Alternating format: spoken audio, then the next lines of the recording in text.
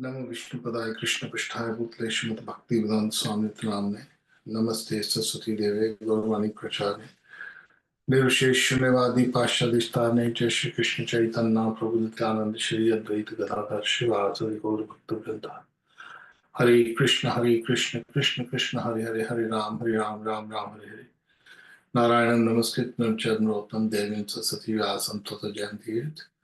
वाञ्छाकल्पतरुभ्यश्च सिन्धुभ्यः पावनेभ्यो वैष्णवेभ्यो नमो नमः। तप्त कांचन गौरंगी राधे वृंदावनेश्वर विश्वानुसुते देवी प्रणमामि हरिप्रिये। नमो ब्रह्मदेवाय गो ब्रह्मताज्योताते कृष्णाय गोविन्दाय नमो नमः।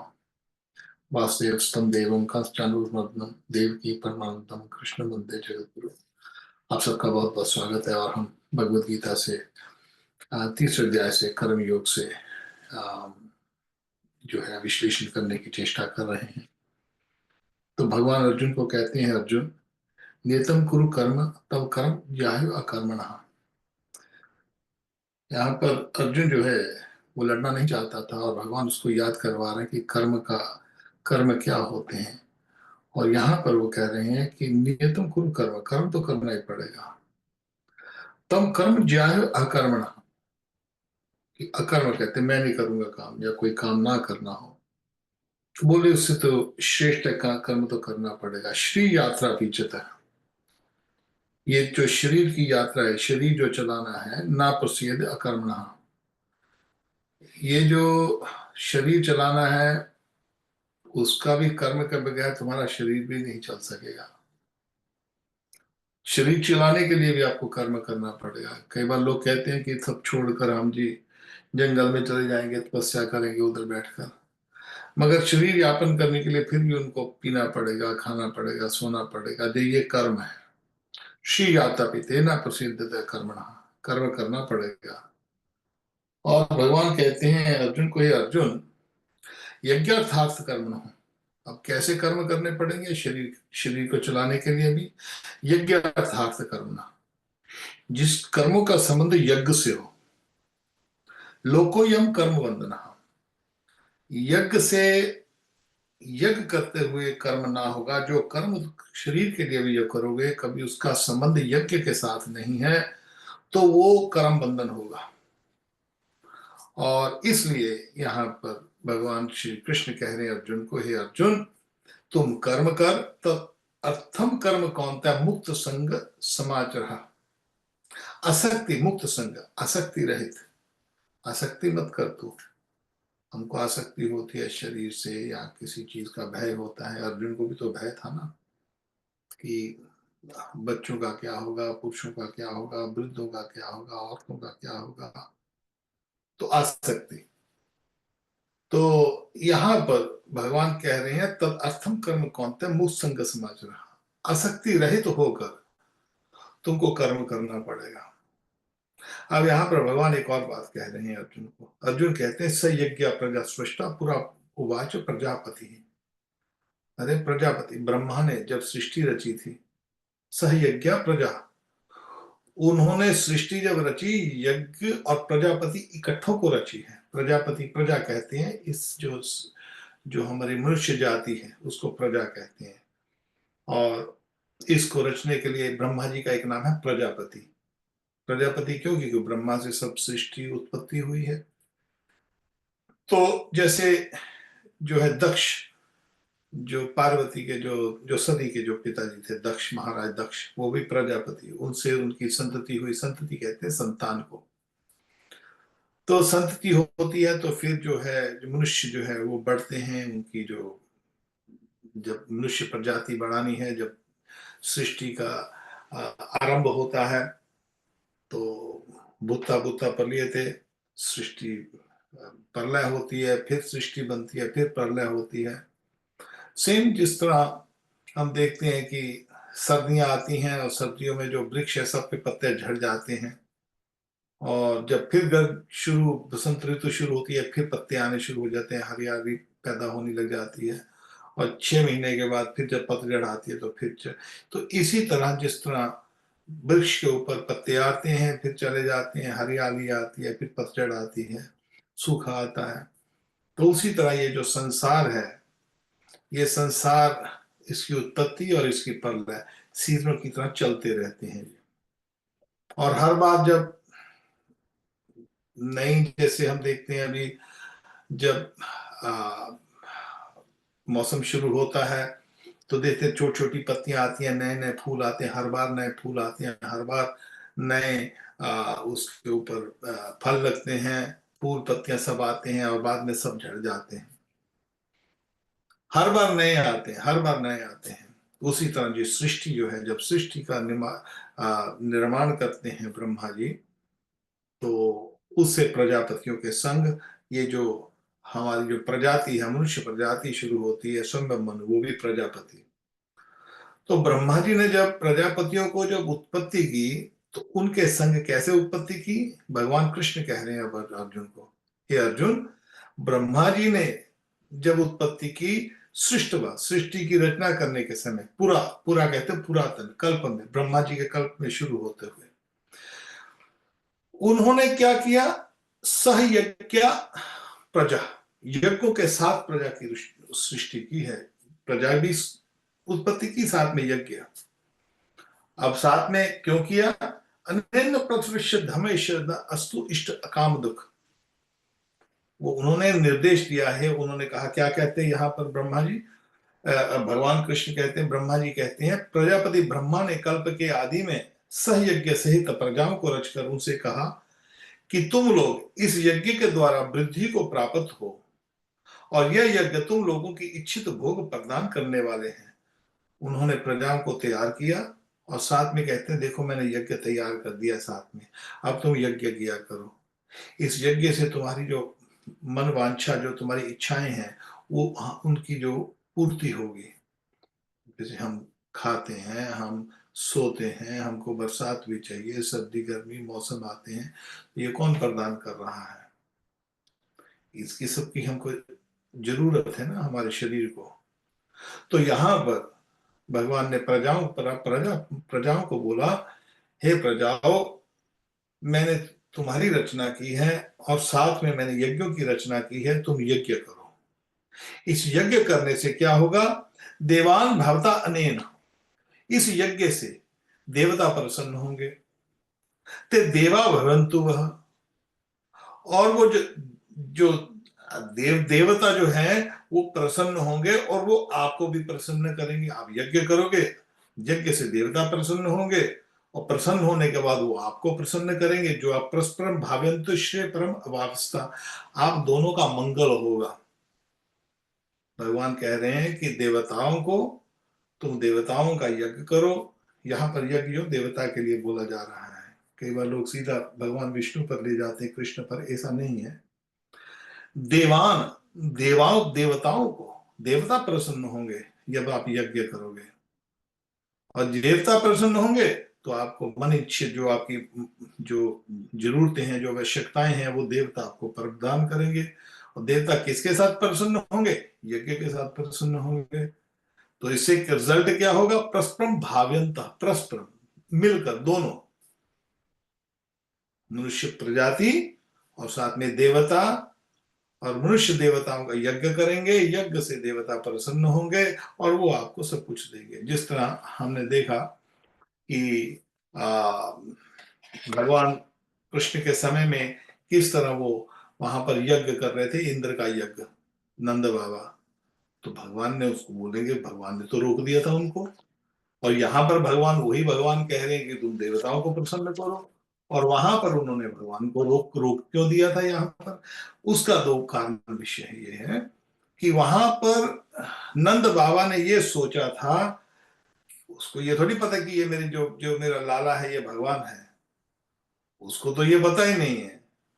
वो उनको संतुष्टि कर रहा है कि जो इंद्र है वो भगवान है, उससे ऊपर और कोई नहीं है।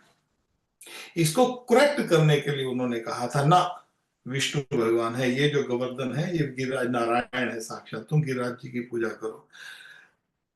एक तरफ भगवान ने, गीता में आप जाओगे आगे, भगवान कहते काम स्थिरना प्रबंधते देवता, जो दूसरी देवताओं की पूजा करते हैं उनका ज्ञान जो है कम होता है, इसलिए, और वो तम तम नियम आस्थाया, वो नियमों के साथ, उस आस्था के साथ उसकी पूजा करते हैं। प्रकृति नित्या सभ्य, और जो जो देवता की पूजा करते हैं नियम के साथ,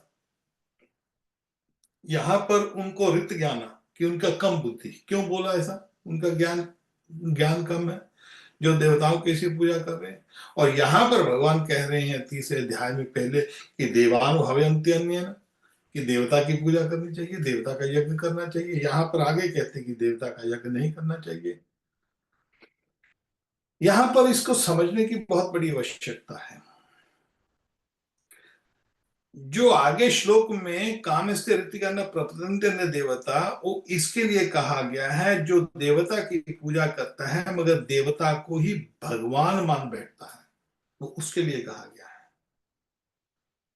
देवता को भगवान मान लेना, वहां पर गलती होती है। कभी उससे बोले कि यही देवी या ये देवता, इससे ऊपर और कोई नहीं है, ये मेरी इच्छाएं पूरे कर रहे हैं, और वो देते हैं। आप किसी भी देवी की पूजा करो, देवता की पूजा करो, तो वो आपकी इच्छा पूरी करेंगे। और भगवान ने स्वयं कहा है कि यम यो यो यो यम यम तनु भक्ता श्रद्धा अच्युत तुम्हें इच्छति, जो अपनी श्रद्धा के साथ जिस देवता की भी पूजा करता है, तस्य श्रद्धा तामे विद्या में, अरे मैं उसकी श्रद्धा देता हूं, चलो ठीक है तू कर ले, क्योंकि उसकी श्रद्धा उसमें बड़ी हुई है।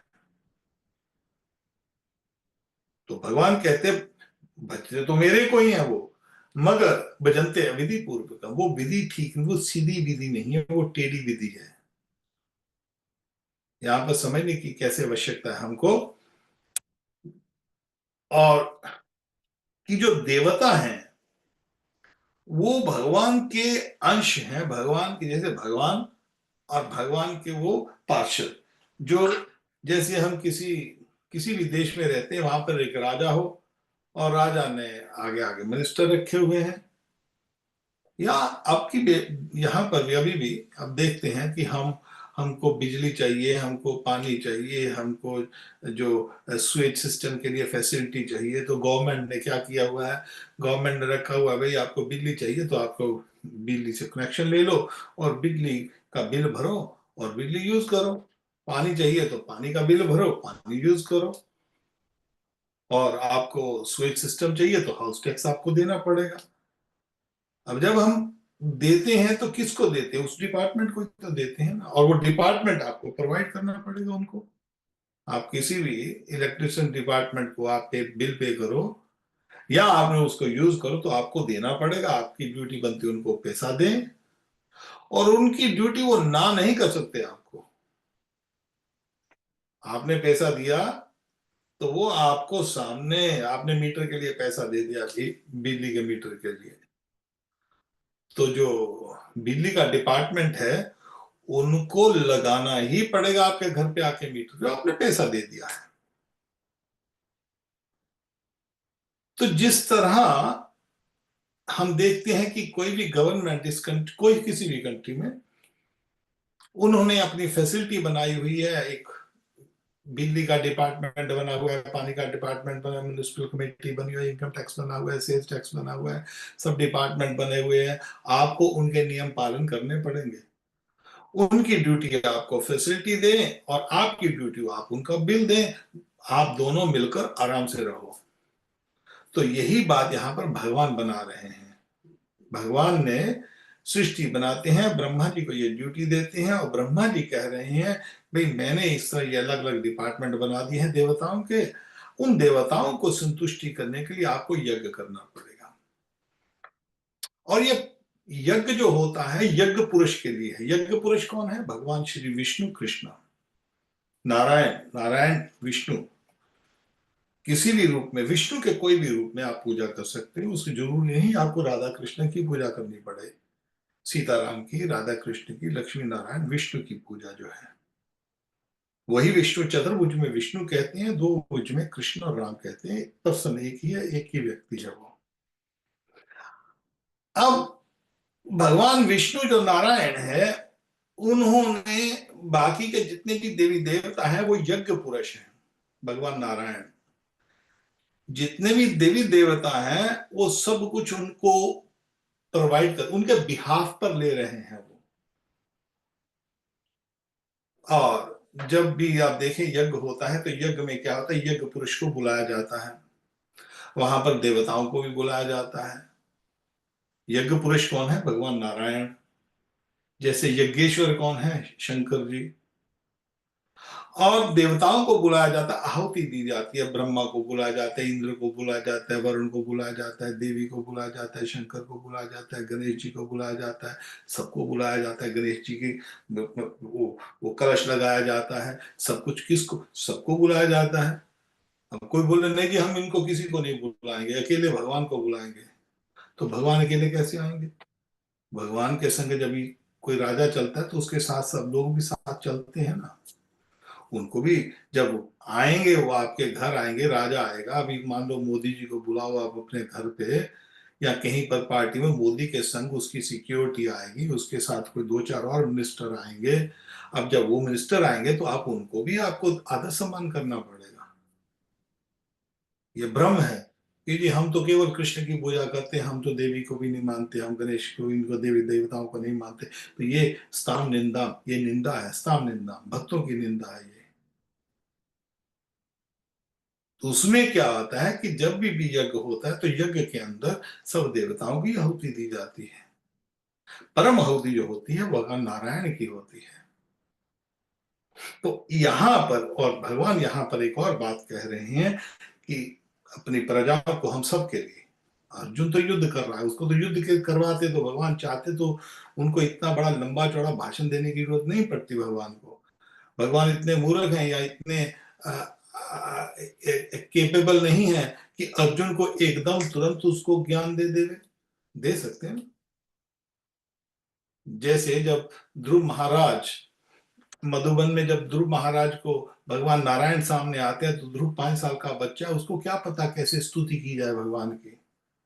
तो जब उसको नारायण को देखता है तो सब कुछ भूल जाता है कि उसने क्यों, उसकी माँ ने क्यों किया, उसके बाप ने क्यों किया, क्यों उसने तपस्या की। बस नारायण के दर्शन हुए और झरझर आंसू बह रहे हैं ध्रुव के आंखों में से। उसको भाव विभोर हो गया, वो आनंदित हो गया, उसको भूल गया कि इनकी स्तुति कैसे की जाए। ये भगवान की भक्ति का जो शुद्ध, इसको शुद्ध भक्ति कहते हैं। तो उस अवस्था में पहुंचकर भूल जाते हैं तो नारायण क्या करते हैं, वो अपना शंख जो है उसके सर पर लगाते हैं। जब शंख पर लगाते हैं तो तुरंत सब कुछ एकदम, उसको सब स्तुतियां याद आने लग जाती हैं। तब फटाफट फटाफट हाथ जोड़कर फिर नारायण की स्तुति करते हैं। कांचम चिन्नम न दिव्यतन। अरे बेटा, तूने स्तुति कर ली, कुछ और चाहिए? ना प्रभु, अब क्या चाहिए, आपको मिल गया, मैं तो मूर्ख था। कांच बचिन्नम न दिव्यतम। अबे मैं तो ये कांच के टुकड़ों को ढूंढ रहा था, कहा आप खुद साक्षात नारायण आप मिल गए। हे प्रभु, कितना भाग्यवान हूं मैं कि मेरे को आपके दर्शन हो गया। तो इस तरह भगवान ने एक सेकंड में ध्रुव को, 5 साल के बच्चे को इतना ज्ञान दे दिया कि उसको सब स्मृति हो गई, सब कुछ पता लग गया, सब वेदों का जो जो जो जो निचोड़ है सब पता लग गया, और स्तुतियां कर रहे हैं। क्या ऐसे ही शंख पे लगा के 5 साल बच्चे को कर सकते हैं? तो यहाँ पर नारायण वही कृष्ण अर्जुन के ऊपर ऐसे हाथ लगाकर उसको सारा ज्ञान नहीं दे सकते थे क्या? दे सकते थे, परंतु वो चाहते थे कि गीता जी जो है इसका प्राकट्य हो जाए। और गीता का प्रकट होने से, जो गीता जी है, ये मेरे हमारे मन को बहुत दुख लगता है जब एक भ्रम डाल, किसी भी कारण गुरुजी ने किसी कारण किया, विदेशियों के कारण हमारे गुरुजी ने बोल दिया, तो उसका अर्थ ये नहीं है, उनको समझाने के लिए कि गीता एबीसी है। लोग गीता को एबीसी समझते हैं। अरे जिस गीता के श्लोकों के ऊपर जो शंकर जैसे जो 24 घंटे मनन कर रहे हैं, वो गीता एबीसी कैसे हो सकती? गीता तो निचोड़ है, ठाकुर जी की भक्ति है, ठाकुर जी साक्षात है गीता जी, नारायण है गीता जी, ये एबीसी नहीं है, पूर्ण नारायण है। उस गीता के एक एक श्लोक के अंदर बहुत गहरा राज छुपे पड़े, एक एक श्लोक के अंदर। हमने गीता पढ़ ली, गीता क्या पढ़ोगे, सारी उम्र पढ़ते जाओ, सारी उम्र, हमको 60 साल हो गए पढ़ते हुए। एक एक अक्षर में आज भी जब हम एक एक अक्षर, वही अक्षर को दोबारा पढ़ते हैं, उसकी अलग अलग अनुभूतियां हो रही हैं और होती रहेंगी। गीता के अंदर यहाँ पर भगवान जी कह रहे हैं यहाँ पर कि तुम ये देवताओं को तुम संतुष्टि करो, देवताओं को जो तुम प्रजा को बता रहे हैं कि हमने आपको रचा है, आप देवताओं की संतुष्टि करो, यज्ञ करो। और नियतम, ये यज्ञ नहीं कि एक बार यज्ञ कर दिया, नियतम नित्य यज्ञ करो और यज्ञ कर कर देवताओं को संतुष्ट करो। और देवता आपको जो भी जरूरत है आपको इस शरीर यात्रा के लिए, वो देवता आपको प्रदान करेंगे। अब साथ में एक और बात कहते हैं, इष्टान भोगा ही वो देवा, यहाँ कर कहते वांछित, तुम्हारी इच्छा के साथ इष्टान भोगा, तुम्हारे भोग के लिए जो भी वस्तुएं चाहिए वह देवा, वो देवता आपको क्या करेंगे, दास्यंत्य आपको देंगे। वो यज्ञ भाविता, यज्ञ किया आपने, भगवान कह रहे हैं यहाँ पर तुम देवताओं को संतुष्ट करो, वो आपको देंगे। ये उनकी ड्यूटी है, उनका कर्तव्य है। तेजतान अपराध्य, इस तरह वो जो जो उन देवताओं को अपराध्य, उनको जो अर्पित नहीं करता देवताओं को, वो भूमते स्तेन बचा, वो उनको चोर कहा जाता है। वो बोलते वो लोग चोर हैं, जो लोग देवताओं का यज्ञ करने के बगैर कुछ भोग की, जैसे हम भोजन खाते हैं, बोलते हैं उस, यहाँ पर भी देवताओं की बात चल रही है, फिर कैसे आगे बढ़ेगी उसको हम यहाँ पर निचोड़ निकालते बताते हैं। तो भगवान यहाँ पर कह रहे हैं कि इष्टान भोगा वो देवा, उन देवताओं को जो भक्ति करने के बगैर, अर्पित करने के बगैर आप खाते हो, यज्ञ करने के बगैर आपको खाते हो, इष्टान भोगा आप उसको खाते हो। अपराध्य एभ्य यो तेर्यतान अपराध्य एभ्य, आप उनको अर्पित करने के बगैर, यज्ञ करने के बगैर जो खाते हो, तो आप भूखते स्तेन एवज, उनको भोगते हो, उनको भोग कर रहे हो, जिस वस्तुओं का जो भोग कर रहे हो यज्ञ के बगैर, तो स्तेन एवज, आप तो चोर कहलाए जाओगे। यहां पर हम इसको पढ़ लेते हैं एक बार। प्रजापति ब्रह्मा ने कल्प के आदि में सयज्ञ यज्ञ सहित प्रजाओं को रचकर उनसे कहा कि तुम लोग इस यज्ञ के द्वारा वृद्धि को प्राप्त हो, और ये यज्ञ तुम लोगों की इच्छित इच्छित भोग प्रदान करने वाले हो। तुम लोग इस यज्ञ के द्वारा देवताओं को उन्नत करो और वे देवता तुम लोगों को उन्नत करें। इस प्रकार निस्वार्थ भाव से एक दूसरे को उन्नत करते हुए तुम लोग परम कल्याण को प्राप्त होगे, तुमको परम कल्याण प्राप्त होगा। श्रेय परम अवास्त्य, परम कल्याण। यज्ञ के द्वारा बढ़ा हुए देवता तुम लोगों को बिना मांगे ही इच्छित भोग निश्चित ही देते रहेंगे। इस प्रकार उन देवताओं के द्वारा दिए हुए भोगों को जो पुरुष उनको बिना दिए स्वयं भोगता है वह चोर है। और आगे भगवान कहते हैं, यज्ञ शिष्टान संतो मुचंते सर्व किल विषय भुंचते अगम पापा पचंत्यात कारणात्। पहले तो ये हम इस श्लोक के ऊपर थोड़ी सी चर्चा करने की चेष्टा करते हैं। भगवान कहते हैं कि जो नहीं उनको अर्पित किए हुए जो भोग करता है वो चोर है। कारण क्या है, जैसे सेम वही एग्जाम्पल, मान लो आपने बिजली का बिल नहीं पे किया और बिजली को यूज कर रहे हो बगैर उनकी परमिशन से, इलेक्ट्रिसिटी डिपार्टमेंट के, तो आपको क्या कहा जाएगा, बिजली की चोरी हो रही है। वहां पर आप देखते हो ना, कुंडी लगा देते हैं, उसके ऊपर तार के ऊपर एक तार फेंक देते हैं, सीधी उससे डायरेक्ट लाइन ले लेते हैं। तो जब पकड़े जाते हैं तो भी फाइन लगता है, चोर। तो यहाँ पर वही चोरी की बात कर रहे हैं, क्योंकि ये हमारा कुछ है नहीं, संसार में कुछ है नहीं, हमने बनाया नहीं, हमारे से सब कुछ पहले विद्यमान था, मर जाएंगे तो भी रहेगा। अब बीच में भोग रहे हैं, अब बीच में भोग रहे हैं तो उसका बिल तो देना पड़ेगा ना। आप किसी होटल में जाते हो, होटल में रहते हो, होटल का बिल देने के बगैर भाग जाते हो, तो आपको उसका हिसाब किताब तो देना पड़ेगा। और समस्या ये है कि आप जो, हम लोग कभी किसी होटल में जाकर बिजली की चोरी कर लें या पानी की चोरी कर लें, पानी की पाइप चलती है ना, तो पानी के मीटर लगे होते हैं, तो कई बार हम देखते हैं कि कई लोग, वो पाइप चलती है मीटर के बगैर, सीधा डायरेक्ट पानी की लाइन लगा के पानी का यूज करने लग जाते हैं। इसका अर्थ क्या है कि पानी की चोरी हो रही है। तो यहां इस संसार में पानी की चोरी कर लो या टैक्स की चोरी कर लो, उससे बच जाओगे, पानी की चोरी से बच जाओगे, या बिजली की चोरी से बच जाओगे, या कहीं जगह किसी का किराया करा दिया उसका मार लिया तो भी बच सकते हो। मान लो बच गए, आप नहीं पकड़े गए। परंतु भगवान की प्रतिक्रिया मनाने गुण कर्माणी सबसे अहंकार विमूढ़ता करता हम इति मन्यते। मगर ये जो प्रकृति है, देवी है, सदगुण में, इससे कोई नहीं बचेगा। यहां पर हम ऑक्सीजन, आप देखो कितनी महंगी है। अभी कोरोना हुआ था तो जिसको ऑक्सीजन की प्रॉब्लम, देखो कितनी कितनी महंगा सिलेंडर बिकता था। अब 24 घंटे हम ऑक्सीजन ऑक्सीजन ले रहे हैं, सांस ले रहे हैं। कोई पूछता है हमको क्या इसका बिल कितना आया?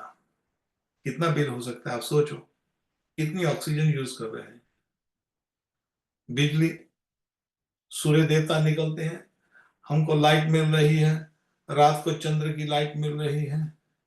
भगवान ने पानी की ऐसी इतनी बड़ी व्यवस्था की, इतनी अच्छी व्यवस्था की। और इतना बड़ा, आप देखते हो कभी किसी शहर बनता है तो वहां पर एक बड़ी सी टंकी बनाई जाती है पानी के लिए, ताकि उस पानी से सारी टंकी को, लोगों को, सारे शहर को पानी की सप्लाई हो सके। डायरेक्ट पानी नहीं चल रहा, बोले पानी की टंकी लगाओ।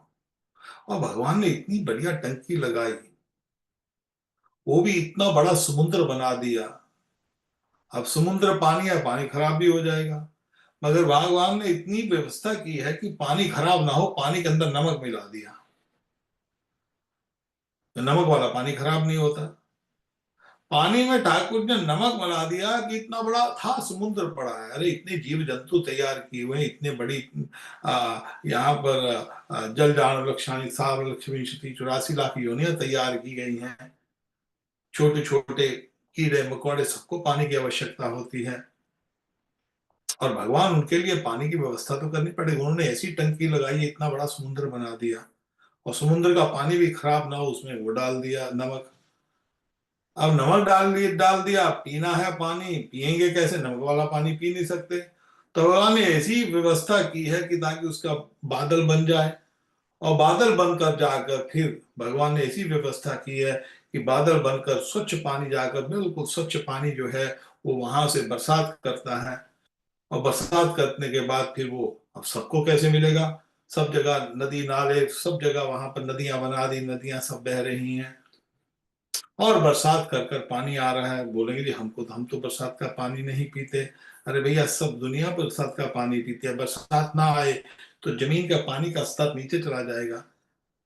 आजकल लोग पानी पीते हैं, बोलते जी म्यूनिसपैलिटी पानी दे रही है। म्यूनिसपैलिटी पानी नहीं दे रही, म्यूनिसपैलिटी पानी खींच रही है। जैसे जैसे पानी जो है वो, जो जो पानी होता है वो जमीन में, कई बार हम किसको बता रहे थे हमारे पंजाब में, कि जो पानी का स्तर स्तर है वो बहुत नीचे चला गया है।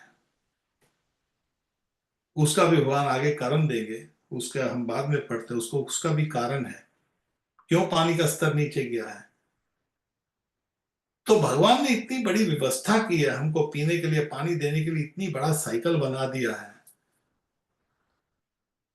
और तरह तरह की वेजिटेशन के लिए सर्दी गर्मी बना दी है। तो ये सब व्यवस्था दी है, तो इसका कभी ना कभी तो बिल तो देना पड़ेगा ना कोई बिल तो होगा ना। तो भगवान ने कहा उसका जो बिल है, जैसे हम यहाँ पर पैसे से बिल देते हैं, मगर यहाँ पर नियम तुम कर्म कर्म, तुम ये जो है यज्ञ करो, यज्ञ के हिसाब से तुम्हारा जो नियम है वो खत्म हो जाएगा। अब यज्ञ देवताओं के लिए दे रहे हैं, मगर जो देवता है वो अपने पास नहीं रखते। सूर्य को आहुति दी जाए, चंद्र को दी जाए, वरुण को दी जाए, इंद्र को दी जाए, किसी को भी आहुति दी जाती है। अल्टीमेटली बाद में जो आहुतियां हैं वो विष्णु भगवान को जाती। विष्णु यज्ञ पुरुष है। हमारे लिए क्या करेंगे हम? यहाँ पर एक जो भगवान कहते हैं कि यज्ञ शिष्टाशिनो संतो मुचंते सर्व किल विषय भुंजते तब हम ये प्रत्यात कारणात्। कभी यज्ञ से बचे हुए अन्न को आप खाने वाले पुरुष सब पापों से मुक्त हो जाते हैं। जो पापी अपना शरीर पोषण करने के लिए अन्न पकाते हैं वो अपने को पाप खाते हैं। आपने यज्ञ यज्ञ नहीं किया, यज्ञ के लिए, यज्ञ जो है उसके लिए आपने अन्न के बगैर खा लिया यज्ञ, तो आपका पाप खाएंगे। जैसे आपने बिजली यूज कर ली बगैर बिल दिए हुए, तो बिजली की चोरी हो जाएगी, तो आपको दंडित दिया जाएगा। तो भोग लगाना चाहिए भगवान को, भगवान को भोग, ठाकुर को भोग लगाना पड़ेगा। क्योंकि ठाकुर का भी कोई भोग लगा रहा है, देवताओं को भोग लगता है, मगर देवताओं से ऊपर जो जो यथात्रू भागवत के अंदर जो कहते हैं, यथात्रोर मूल निश्चिनेन त्रिपित सकंद पुजोपि शाखा। जब हम जड़ को पानी देते हैं तो पानी की तृप्यंती तृप्त हो जाता है। क्या तृप्त हो जाता है? सकंद, उसकी जो जो तना होता है, उसकी जो जड़ को पानी दे दो तो तना अपने आप जो है तृप्त हो जाता है। भुजो, उसकी जो भुजाएं हैं, उसकी जो शाखाएं हैं, वो सब अपने आप तृप्त हो जाती हैं। प्राणो उपहारात, जैसे हम शरीर में अन्न डालते हैं तो हमारे जो प्राण वायु, जब हम हवा जो सांस लेते हैं या उपहार जब खाते हैं, तो यथा इंद्रिया नाम, हमारी सब इंद्रियां तृप्त हो जाती हैं। हाथ मान लो कांप रहे हैं, पांव कांप रहे हैं, भूख लगी हुई है, तो हम क्या करते हैं? मुंह के द्वारा खाते हैं, तो हमारा फिर थोड़ी देर बाद देखते हैं कि हमारे पांव भी चलने लगे। अभी बहुत ठीक है, अब ठीक है, बहुत भूख लगी थी, अरे मैं तो भूख से कांप रहा था, पानी नहीं मिला, भूख तो इंद्रियां उसी तरह भगवान यहाँ पर भागवत में कहते हैं, तथैव सर्व अर्पण। जब सब देवताओं की पूजा हो जाती है, यज्ञ करने का अर्थ है देवताओं को संतुष्ट करना, और देवताओं को संतुष्ट करना अर्थ ही है भगवान को संतुष्ट करना। यहां पर कहते हैं कि जब आप अच्युत एजा, जब विष्णु की पूजा करते हैं तो सब देवता संतुष्ट हो जाते हैं, देवता कभी नाराज नहीं होते हैं। और देवताओं को निरादर नहीं करना। कई लोग ये बोलते हैं, अरे हम तो जी कृष्ण की पूजा करते हैं, अरे हम क्या, कोई शिव जी को छोड़ो, शिव जी को छोड़ो, अरे देवी दुर्गा को छोड़ो, अरे ये तो हिंदू लोग करते हैं। कई बार लोग बहुत मूर्खता करते हैं। ईसाई धर्म को जो बात हो तो ये Krishna conscious and Christianity is the same thing, Jesus Christ, Mohammed, Christian, all talking about God. अरे उनको भगवान के संग खड़ा कर देते हो। कई लोग जीसस को भगवान के संग खड़ा कर देते हैं और अपने देवताओं को कृष्ण के सामने उनको निरादर कर देते हैं। ऐसा नहीं होता है। भगवान के जो हमारे जो जितने भी जो देवी देवता हैं वो भगवान के अंश हैं, भगवान के संग है, उनका तिरस्कार नहीं कर सकते। हाँ, हम कुछ मांगना है अपने ठाकुर जी को, ठाकुर जी के साथ हमारा संबंध है, राधा रानी के, कृष्ण के साथ, सीताराम जी के साथ, लक्ष्मी नारायण के संग। मगर आपको पता है कि देवताएं इनसे भिन्न भिन्न है ही नहीं। इनके संग, इनके स्वतंत्र नहीं है, इनके संग, इनके संग हैं। किसी व्यक्ति ने कोई पूजा करा था तो वहां पर, अरे सरस्वती की पूजा थोड़ी होती है, कर सकते हैं, हम तो कृष्णा कॉन्शियस हैं, हम सरस्वती की पूजा थोड़ी करते हैं। तो मैंने उसको पूछा, भाई साहब फिर जगन्नाथपुरी में जाओ, वहां पर जगन्नाथ जी के संग उनकी एक पत्नी सरस्वती है, एक पत्नी लक्ष्मी है, अब उनको उठा के फेंक दो ना। हम तो जगन्नाथ जी की पूजा कैसे करेंगे? आप उनकी पत्नियों के बगैर हो सकती है पूजा क्या? जगन्नाथ जी की पूजा उनकी पत्नियों के संग हो सकती है बगैर? स्वामी प्रभुपाद जी ने इन लोगों को, जो विदेशी थे, हिप्पी थे, जूइश लोग, इनको समझाने के लिए थोड़ा थोड़ा समझाया है, डिटेल में ज्यादा नहीं समझाया इनको। डिटेल में वो समझ ही नहीं सकते, आप 50 साल बाद भी नहीं समझे वो लोग अभी तक। ये सब चीजों का बहुत बड़ा संबंध है। रूप गोस्वामी ने तो एक और बात कही है कि आप गणेश की पूजा लिखी गई है, मगर हम इसलिए नहीं करते क्योंकि गणेश जी की जो आराधना है, हमारे गुरु जी ने बोला कि गणेश जी की आराधना है वो नरसिंह भगवान जी हैं, उनके संग रहती है। तो नरसिंह की पूजा कर रहे हैं तो गणेश जी के साथ में पूजा हो जाती है। मगर कोई किसी के घर में कोई रखा है छोटे गणेश, उनको आप, इसका भोग सबको अलग अलग नहीं लगता, भोग केवल ठाकुर जी के सामने धर दिया जाता है। फिर बाकी कभी कोई बैठा भी हो आपके, कोई वहां पर देवता, तो वो उसी भोग को लेता है। और जगन्नाथपुरी में आप जगन्नाथ जी जाते हैं, जगन्नाथपुरी में सबसे पहला जो है वो वाट मंगला की पूजा होती है। वाट मंगला देवी है कौन? दुर्गा देवी है, उसके बगैर पूजा ही नहीं होती है जगन्नाथपुरी में। जगन्नाथ भगवान जब प्रकट हुए थे तो विश्ववसु ब्राह्मण जो जिसको महाराज इंद्रदुम्न ने लेने के लिए भेजा, जाओ देख के आओ। अब सॉरी, विद्यापति ब्राह्मण ब्राह्मण ढूंढने गया कि भगवान ने आकर बोल दिया इंद्र को, इंद्र मेरे लिए मंदिर तैयार करो, मैं प्रकट होना चाहता हूं जगन्नाथ के रूप में, नीलाचल के रूप में, मेरा नीलाचल पर्वत पर मेरा मंदिर तैयार करो। उन्होंने मंदिर तैयार किया। जगन्नाथपुरी मंदिर जो है ये जगन्नाथ जी के आने से पहले ही तैयार हो गया था, जगन्नाथ जी बाद में आए हैं। पूरा मंदिर तैयार कर दिया जगन्नाथ जी के लिए, और जगन्नाथ जी के लिए मंदिर पूरा तैयार कर दिया। ब्राह्मण को भेजा, जाओ ढूंढ के लाओ, कहां पर है, कहां पर छुपे हमारे नीलाचल ठाकुर जी जगन्नाथ जी। अब जो नीला माधव की खोज में जब भगवान के लिए निकले हैं ब्राह्मण, तो किसकी पूजा की उन्होंने? पहले देवी की पूजा की, बाट मंगला की पूजा की। बाट दिखाओ मेरे को, रास्ता दिखाओ। और कहते हैं कि जगन्नाथ जी की प्राप्ति के लिए बाट मंगला की पूजा पहले होती है, वो रास्ता दिखाती है। सबसे पहले जगन्नाथपुरी के अंदर जाओगे तो वहां पर रास्ते में पहले बाट मंगला का मंदिर आता है, रास्ते में उधर रुक जाओ पहले, फिर बाद में जाओ। लोगों को पता नहीं इस बात का, सीधा जगन्नाथ मंदिर जाते हैं चले आते हैं ना। सबसे पहले बाट मंगला आपको जाना पड़ेगा। शहर के 18 नाला है, वहां पर जगह है जगन्नाथपुरी में। आप जाते हैं हम तो जगन्नाथपुरी में जगन्नाथ के एंटर होने से पहले ही सड़क के ऊपर ही मंदिर है, और आप सीधा सड़क से इसे दिखाते हैं, छोटा सा मंदिर है बाट मंगला मैया का। तो उसको प्रार्थना की जाती है, और उसके बाद 18 नाला आते हैं। 18 नाला जब यहाँ से नहीं है, पुराने जमाने के बने हुए, नदी थी वहां पर, नदी बहती थी उस जगह पर। तो वहां पर चैतन्य महाप्रभु के सब अनुयायियों ने वहां पर, सब वहां पर खड़े थे। उनको पता था भक्त आते थे जब नवद्वीप से और दर्शन करने के लिए, तो वहां पर उनको हर साल वहां पर पहले वहां पर जो संकीर्तन मंडली खड़ी होती थी। तो खैर वहां से भी भोग आते, जगन्नाथ जी के दर्शन हुए, बाट मंगला के दर्शन करने के बाद फिर जो भी भोग लगता है जगन्नाथ जगन्नाथ मंदिर में, वहां पर उनकी दो पत्नियां लक्ष्मी जी और सरस्वती। तो जो लोग बोलते हैं जी हम तो केवल कृष्ण की पूजा करते हैं, हम तो लक्ष्मी की पूजा नहीं करेंगे जी, हम ये देवी देवता है, हम नहीं, हम सरस्वती की पूजा नहीं करेंगे, तो मत करो भैया, आप तो बैठे रहो, डूबे रहो जहां पर डूबना है तुमको।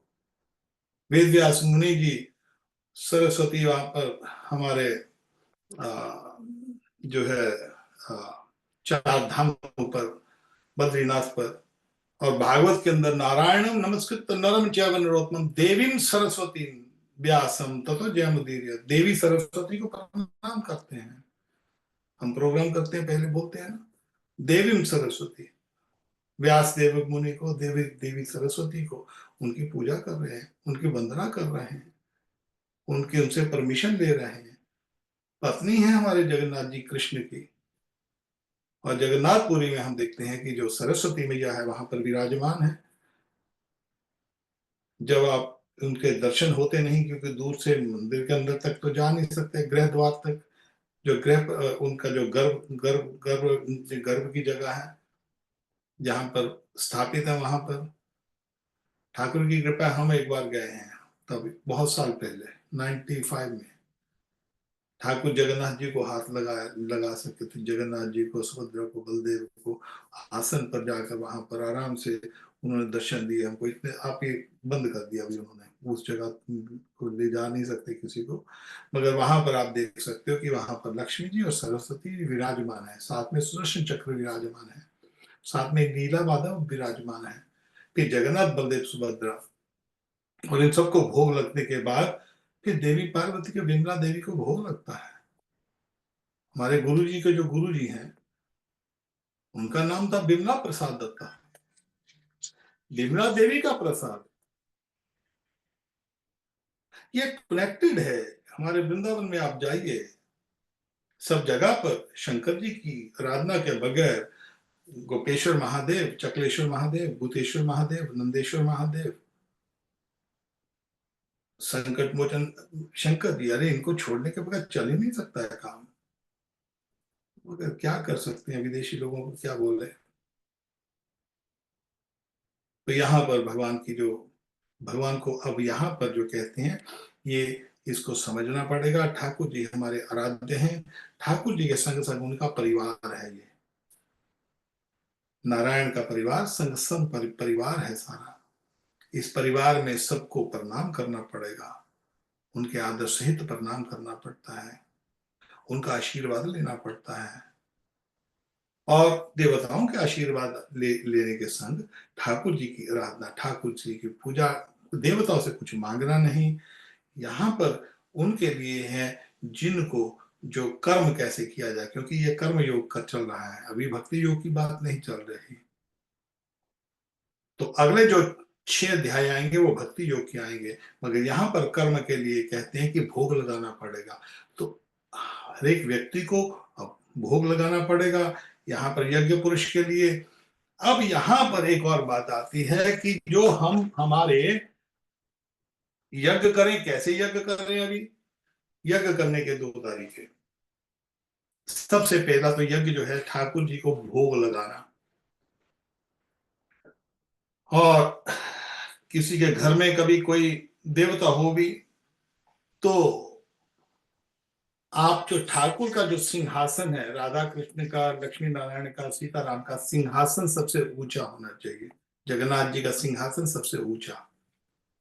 और भोग जब लगे तो आपको एक और बात करनी है, भोग के संग भगवान को भोग जो लगाना है, नैवेद्य जो लगाना है, वो उनकी प्लेटें वगैरह अलग हों, और उनके अंदर जो भोग है वो स्वच्छ भोग बनाया जाए। उनकी प्लेट में कोई खाए ना, कोई जूठा प्लेट दूसरी अपनी जो जूठे बर्तन हैं उनके बर्तनों के संग नहीं लगने चाहिए, शुद्धि रखना चाहिए। और भगवान को भोग लगाकर तुलसी डालकर भगवान को अर्पित भोग किया जाए, और वो भोग जो होगा वो प्रसाद होगा, उसमें पाप नहीं होगा। नहीं तो कोई वैसे ही जो भोग खा रहा है, यज्ञ शिष्टाचार संतो मुचन्ते सर्व किल विषय, वो तो केवल पाप खा रहा है, सर्व किल विषय, केवल तब अलम पापम, केवल पाप विचंत्यत आत्म कारणात्, केवल पाप खा रहा है, क्योंकि वो आपकी जगह है नहीं। हम किसी के घर जाएं, बगैर पूछे उसकी जो चीज उठा लें, खाने लग जाएं, या कोई चीज भोग करने लग जाएं, तो इसे थोड़ी चलेगा। तो ये संसार में जो कुछ है हमारा नहीं है, भगवान का है, और भगवान को अर्पित किए बगैर नहीं खाना चाहिए। तो भगवान भूखे नहीं है, मगर अर्पित करना चाहिए ठाकुर को। और भगवान ने कहा है पत्रम पुष्पम फलम तो जो में भक्ता पृच्छति, अर्पित कर कर भगवान को, और फिर उसको प्रसाद को पाना चाहिए। जिस तरह जगन्नाथपुरी में जो भी भोग लगता है बाद में बिमला देवी को जाता है, देवी दुर्गा को जाता है। बिमला देवी को प्रसाद पाने के बाद फिर जगन्नाथ जी का प्रसाद वितरण होता है। अगर हमको ये नहीं करना, घर पे बैठे हैं ठाकुर को भोग लगा दिया, ठीक है, और भोग लगा कर पाओ। और दूसरी बात, जो भोग है उसमें पत्रम पुष्पम फलम तोयम, वेजिटेरियन शुद्ध शाकाहारी भोग भगवान ने कहा है। अब बोले जी हम घर पे नहीं है, कहीं पर सफर कर रहे हैं, कैसे करें, भोग कैसे लगाएं। तो कोई बात नहीं, मन में भोग लगा लो। जुड़नी घंटी बजाकर मंत्र पढ़कर लोगों को दिखाकर भोग लगाना है। फल है हाथ में पकड़ लो, ठाकुर बस ध्यान कर लो, आंख भी बंद नहीं किया तो भगवान का ध्यान कर लो, हे प्रभु आप अर्पित कीजिए। गिरिराज जी को याद कर लीजिए, गिरिराज जी भोग लगाइए। जगन्नाथ, बलदेव सुभद्रा जगन्नाथ जी की, जगन्नाथ जी को याद कर लीजिए, और याद करते हुए हे ठाकुर भोग लगाइए। बस इतनी देर। तुलसी पत्ता नहीं है तो मन में सोच लो कि इसके ऊपर तुलसी रख दिया है, मन में सोचकर उसके ऊपर तुलसी रखकर ठाकुर, ये मन में हमने आपको मानसी तुलसी अर्पित कर दी है, आप इसको ग्रहण कीजिए। और भगवान तो कहते हैं कि पत्रम पुष्पम तो यम यो में भक्ता पृच्छति, अरे कुछ नहीं है तो जल दे दो, थोड़ा सा जो भी भगवान को अर्पित करके लाओ, कोई भी चीज अर्पित बगैर नहीं खाना। हाँ, मेरे को एक और बात याद आती है, अभी किसी किसी व्यक्ति ने, कोई आजकल बहुत फेमस हुआ हुआ व्यक्ति है वृंदावन से, तो लोग भी भेड़ चाल की तरह भागते हैं इधर उधर। तो अभी आज मेरे को किसी ने वीडियो भेजा, तो मैंने देखा, उसमें एक बोलता है जी कोई बात नहीं, आप तुलसी ग्रहण करो और जो भी आपके मुंह में जाता है वो अपने आप को अर्पित हो जाता है। अरे कहाँ की बात है, हम समझ नहीं सकते, दुनिया भी ऐसी करने लग जाएगी मूर्खों की तरह भी। तुलसी पहनी है इसलिए थोड़ी पहनी है, ये तो अर्पित के लिए पहनी है, अपने आप को अर्पित कर दिया, जैसे अपना शरीर है ठाकुर को अर्पित कर दिया। वो बोलता है कि कोई 3 दिन होते हैं या 4 दिन औरतें माहवारी पे होती है तो तुलसी उतार दो। तुलसी कभी नहीं उतारना, किसी भी हालत में तुलसी नहीं उतारना, पवित्र हो अपवित्र हो किसी भी वस्तु में तुलसी कभी नहीं उतारना, और इस मुंह के अंदर वही डालना जो ठाकुर को भोग लगा है। तो उस व्यक्ति ने बोल दिया जी आप कुछ भी चीज डाल लो मुंह में, जब आपके गले से इसे नीचे से जाएगी तो तुलसी यहाँ पर पहनी है ना, तो इसका मतलब अर्पित हो जाएगी। ये बिल्कुल बकवासबाजी है, ऐसा नहीं करना, बिल्कुल नहीं करना कभी भी। और ठाकुर को भोग लगाओ, तुलसी के संग भोग लगाओ, ये तो ये याद रख लो। दूसरा, अब यज्ञ कैसे करें? अब यज्ञ करना तो बहुत मुश्किल है। सुबह काम पे जाना है, कौन बैठेगा, एक एक आप यज्ञ के लिए घी चाहिए, लकड़ी चाहिए, हवन सामग्री चाहिए, देवताओं को बुलाएं, ठाकुर जी को बुलाएं, सुबह यज्ञ करेंगे, तो कैसे यज्ञ होगा? आजकल कुछ समय नहीं है किसी के पास, और समय नहीं है, शुद्धि नहीं है, धन नहीं है, इतने लिए स्थान नहीं है, स्मरण शक्ति नहीं है, क्या करे, यज्ञ कैसे करे? और यज्ञ के बगैर ठाकुर कहते चलता नहीं काम, तो कैसे करे भी यज्ञ? उसके लिए ठाकुर ने समाधान दिया है। कृष्ण कृष्ण वर्णन श्री कृष्ण सांगा पंगा सपादम यज्ञ संकीर्तनाय प्रियाय जिजंती सुमेध। इस युग के लिए करे यद ध्याय तो विष्णु त्रात्याम जजुतम खे द्वापर पिछाम करो तदेवी कीर्तना। 4 युगों में भगवान को भी पता है कि हम इतने मूर्ख हैं आजकल, हम बिजी हैं शरीर को चलाने के लिए, परिवार को चलाने के लिए, आज हमको भोग विलास की लालसाएं हैं, हमको गाड़ी भी चाहिए, अच्छा घर भी चाहिए, ये भी चाहिए, वो भी चाहिए। अब कहा किसके पास समय है, ठाकुर को ही पता है। तो वो क्या कहते हैं, उन्होंने बोला कोई बात नहीं, यज्ञ संगीत में भैया जिजंती सुमेध सा। जो बुद्धिमान लोग हैं वो केवल यज्ञ संकीर्तन करें, हरे नाम हरे नाम हरे नाम ही केवलम, कलो नास्ते नास्ते नास्ते गति था। आप केवल नाम का यज्ञ करो। कले तो राजन हस्ती एक महान गुना कीर्तना देव कृष्ण संग मुख संग परम। कलयुग के अंदर दोष ही दोष हैं, जिधर जाओ उधर दोष हैं। अब यज्ञ तो कर नहीं सकते, यज्ञ के लिए पैसा नहीं है, घी नहीं शुद्ध मिलता, ब्राह्मण शुद्ध नहीं मिलते, उच्चारण हमारे में शुद्ध नहीं है, संस्कृत आती नहीं है शुद्ध उच्चारण करने के लिए, तो कैसे यज्ञ करेंगे? तो भगवान कहते कर कीर्तना देव कृष्ण सम्मुख संग प्रभु, कृष्ण का कीर्तन करो बस। सीताराम राधे श्याम बस। वाल्मीकि मुनि जी ने एक बात कही, नाम स्मरण मात्रेणा, बोलते नाम का स्मरण मात्र से, नाम स्मरण मात्रेणा, याद करे, अरे आज आज हमने भगवान का नाम जप नहीं किया, नाम जप नहीं किया, तुरंत कौन किसको याद आया? कृष्ण का याद है, कृष्ण का नाम नहीं लिया अभी आज।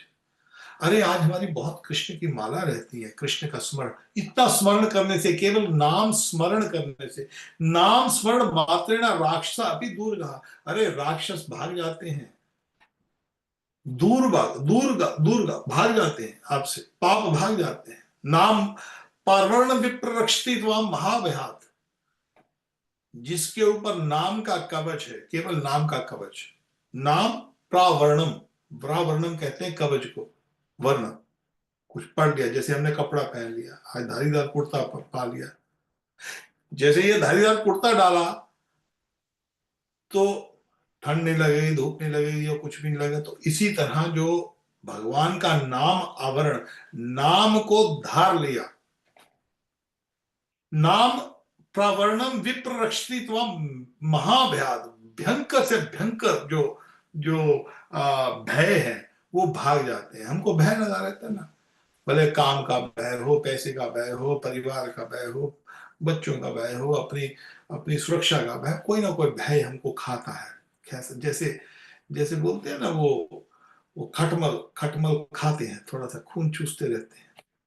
हमारे मन में भी किसी ना किसी तरह का भय थोड़ा थोड़ा खाता रहता है, और भय कारण हम अपना नाम जप नहीं करते, क्योंकि हमारा मन जो है वो भय में लगा रहता है। नाम जप कैसे करेंगे? नाम जप कर रहे हैं, ठीक है, अच्छा है, फिर भी किसी ना किसी तरह आप करते रहो, हरे कृष्ण कृष्ण कृष्ण हरे हरे, हरे राम राम राम हरे हरे, सीताराम सीताराम, राधे श्याम। भय, मन मन कहीं और फंसा हुआ है। मन भगवान में फंसता नहीं, अभ्यास करना पड़ेगा। हमको एक घटना याद आती है। हमारे स्वामी राम सुखदास गीता प्रेस से एक बहुत अच्छा वर्णन करते हैं। कोई बहुत सिद्ध महापुरुष थे, और उनका जो चेला था वो भी बहुत सिद्ध पुरुष था। नाम जब भजन, सीताराम सीताराम सीताराम भजन करते थे खूब। अब वो मिलने गए कि चलो आज जाते हैं, महाराज जी के दर्शन करके आते हैं। अब महाराज जी सिद्ध पुरुष थे, उन्होंने नाम से सिद्धि प्राप्त की थी, और चेले भी सिद्ध सिद्ध था। तो कुटिया में देखते हैं महाराज जी थे नहीं, तो उन्होंने वहां पर चेले को प्रणाम किया, सीताराम सीताराम। चेला भी बोला सीताराम। महाराज जी कहाँ हैं? वो बोले वो शराब खाने गए हैं महाराज जी। अरे राम राम राम राम, क्या बोल रहे हो? हम मजाक कर रहे हो? शराब खाने गए हैं। अब साधु के मुख से ये बात निकल जाए, वो भी सिद्ध चेले के मुख से, अपने गुरु के प्रति, मेरा गुरु शराब खाने गया है, यहाँ पे शराब बिकती है, शराब खाने गया मेरा गुरु। हम मन में बड़ा संकोच आया कि अरे महाराज जी को तो हम बहुत उच्च कोटि समझते थे, महाराज जी शराब खाने में। और ये झूठ बोल नहीं सकता, क्योंकि हमको पता है कि यहाँ पर ख्याति है कि जो महाराज जी का चेला बहुत सिद्ध है, ये झूठ बोल नहीं सकता। ये बोला शराब खाने गए हैं। थोड़ी देर के बाद महाराज जी अंदर से ठाकुर की सेवा कर रहे थे। महाराज जी बाप बाहर आए, तो इस व्यक्ति ने प्रणाम किया, महाराज जी प्रणाम किया। महाराज जी एक बात पूछूं आपको? बोली, पूछिए। महाराज जी आपका ये चेला, मैं पूछना चाहता हूँ, चेला कैसा है आपका? चेला तो मेरे से भी ऊपर है, बोले। ये जो चेला है इसको तो मेरा तो, मैं तो इतना भाग्यवान हूं ये चेले को प्राप्त करके। एक्चुअली गुरु तभी तभी प्रसन्न होता है जब उसका चेला भक्ति में आगे निकल जाए उससे भी। आजकल जो चेले वेले बनाते हैं ये तो बकवासबाजी है। 99.9% सब फ्रेब चल रहा है, दीक्षा दीक्षा के नाम पे। गुरु भी ढोंगी है सब, लालची गुरु, ढोंगी चेला, दोनों नरक में ठेलम ठेला, कुछ नहीं है। मगर ऐसे गुरु जो सिद्ध गुरु होते हैं, उनके जो चेले, उनके पास, गुरु के पास एक ही वस्तु होती है, केवल कृष्ण की। और नारायण की भक्ति जिसके पास, जिस चेले ने सिद्धि प्राप्त कर ली, तो गुरु तब खुश होता है कि जब चेले के पास सिद्धि प्राप्त हो जाए नाम की। आजकल वो नहीं कि चेलों से दीक्षा, वो पैसा वैसा लो, बस आश्रम बनाओ, मजे करो, बस ऐसा नहीं। खैर एनीवे, बुरे, मेरा चेला तो बहुत, मेरा तो भाग्य, मैं भाग्यवान हूं, मैं अच्छी, मेरे मेरे भाग्य बहुत अच्छे हैं। गुरु बोल रहा है कि मेरे को ऐसा चेला मिला, करोड़ों में ऐसा चेला मिलना मुश्किल है। अब महाराज जी, आपके चेले की तो हमने भी ख्याति सुनी है, मगर ये झूठ के तू बोल नहीं सकता, मगर झूठ भी बोल दिया। इसने बोला कि मेरे गुरु जी शराब खाने में गए हैं, और आप ठाकुर जी की पूजा कर रहे थे। अब ये दोनों चीजें कैसे हो गई? तो गुरु बोलता, हाँ मैं शराब खाने ही गया था। बोला, वो कैसे? महाराज जी मैं समझा नहीं। बोले, जब मैं ठाकुर की पूजा कर रहा था ना, चेला तो बाहर था, क्योंकि चेला सिद्ध है, उसको पता है मैं क्या सोच रहा हूं। चेले को पता लग गया मेरा गुरु क्या सोच रहा है अंदर ठाकुर की पूजा करते हुए। वो माया के प्रबल में मैं ठाकुर की पूजा तो कर रहा था, मगर मेरे से कोई व्यक्ति, शराब वाला आदमी, वो शराब खाना बेचता है, शराब चलाता है, मगर मेरे पास आया तो मैंने सोचा चलो इसका उद्धार हो जाएगा। किसी विपता के कारण उसने मेरे से कुछ पैसे मांग लिए, मैंने उसको पैसे उधार में दे दिए। अब मैं सोच रहा था कि वो शराबी है, पैसे उसने दिए नहीं, जो मेरे से पैसे लेके चला गया है वो पैसे किसी शराब शराब में लगा देगा और मेरे को भी कर्म भुगतने पड़ेंगे।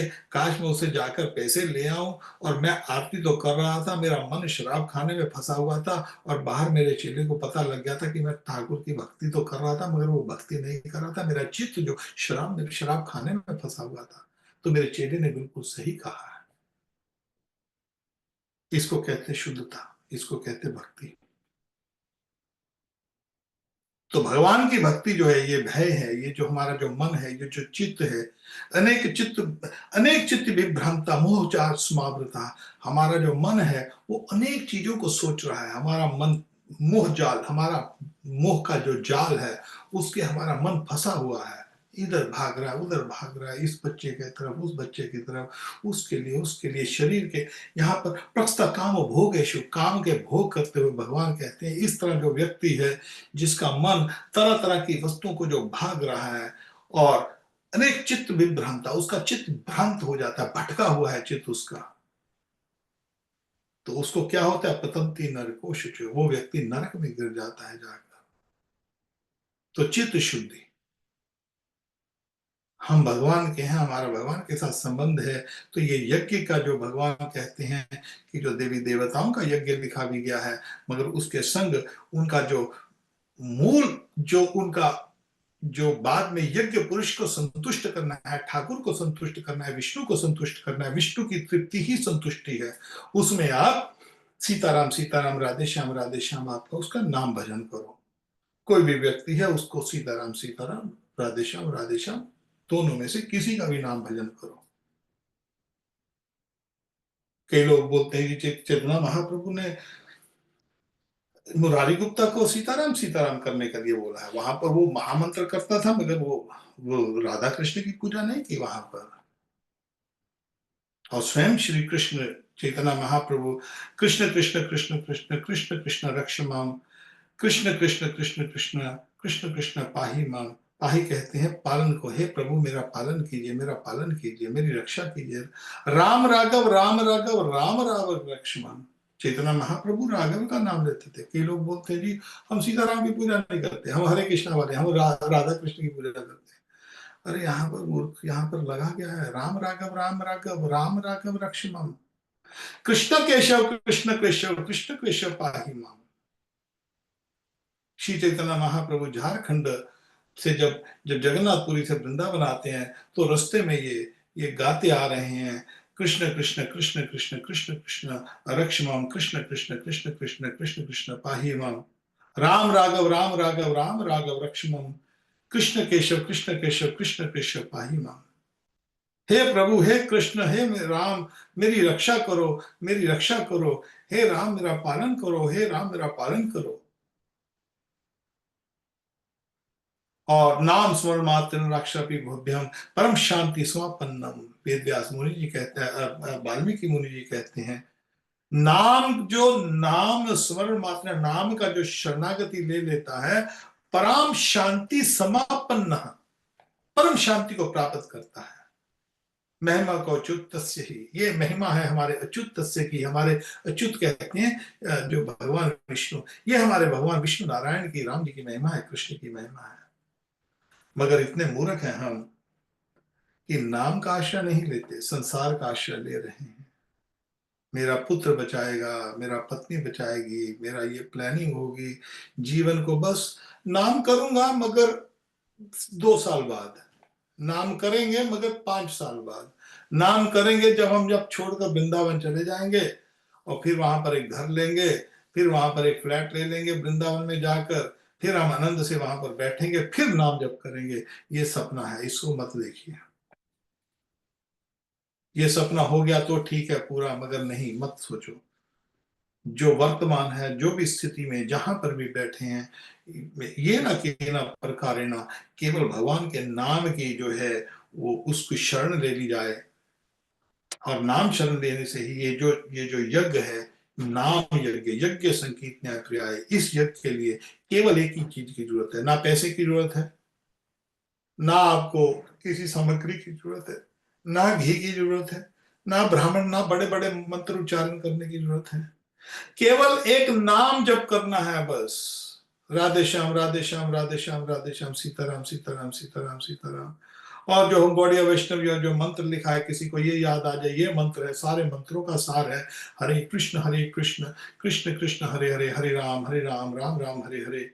ये जो मंत्र है, ये कलिसंत उपनिषद का मंत्र है, हम बार बार बोलते हैं, ये कोई स्कूल वालों का मंत्र नहीं है, ये कोई ये मंत्र स्कूल वालों ने तैयार किया हुआ है, ये इनके से कोई लेना देना नहीं है। ये मंत्र जो है कलिसंतन उपनिषद में मंत्र लिखा गया है, और साधु लोग इस मंत्र को जप करते हैं।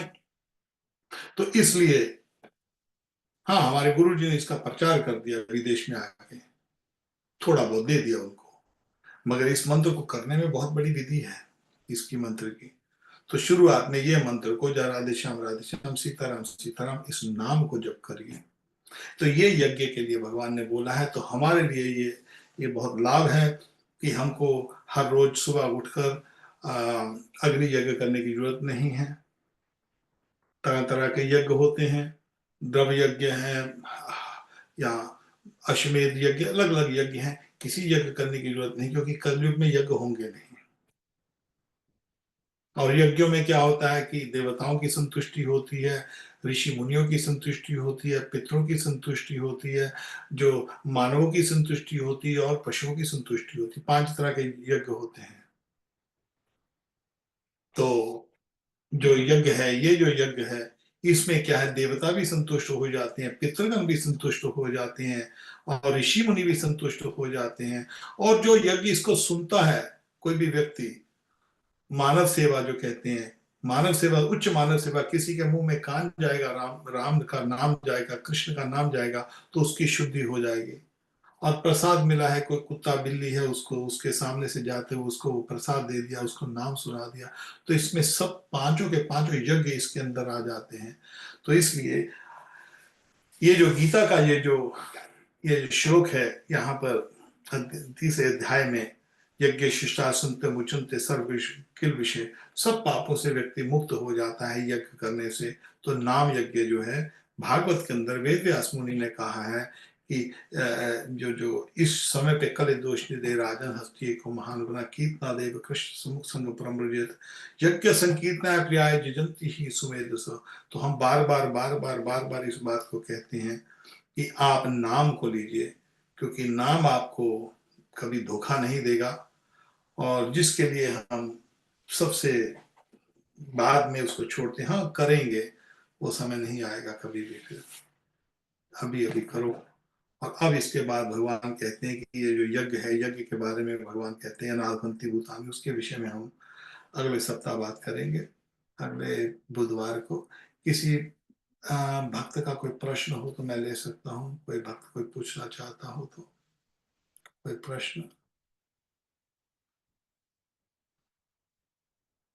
ठीक है, आप दयानिधि, हमारे देखो आज याद किया तो हमारे जगन्नाथपुरी से, हमारे नीला माधव से आ, पंडित जी हैं हमारे, दयानिधि मिश्रा जी, दयानिधि जी राधे श्याम, साई निधि शायद। ठीक है, आप सबको बहुत बहुत धन्यवाद। सो हम शनिवार को भागवत के विषय में चर्चा करेंगे, और यहीं से जो बाकी का गीता का जो तीसरा अध्याय है वो नेक्स्ट बुधवार को करेंगे। निताई गौर राधे श्याम, जय राधे, जय प्रभुपाद।